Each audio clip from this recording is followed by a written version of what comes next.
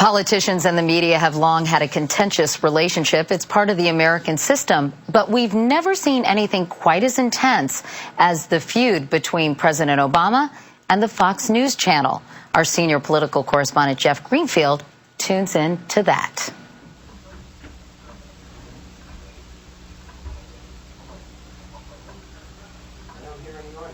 Back and look at the whole picture.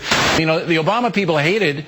It's going to cost this country a great deal of money. The Obama White House is firing back, charging that Fox News is different from all other news. That Fox News often operates almost as either the research arm or the communications arm of the Republican Party. If media is operating basically as a talk radio format, then that's one thing. And if it's operating as a news outlet, then that's another.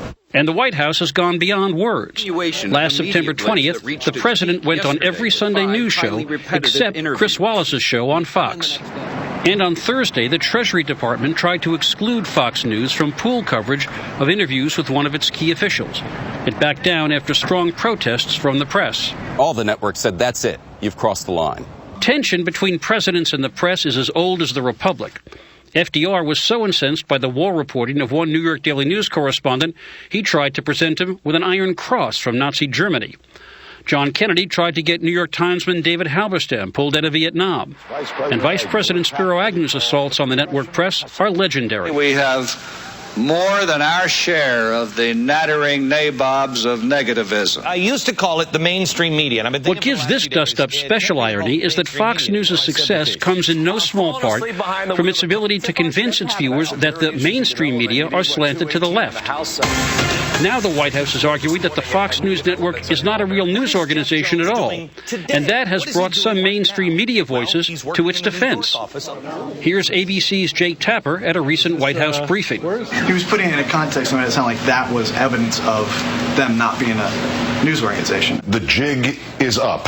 There's no question that Fox's primetime voices come from the right.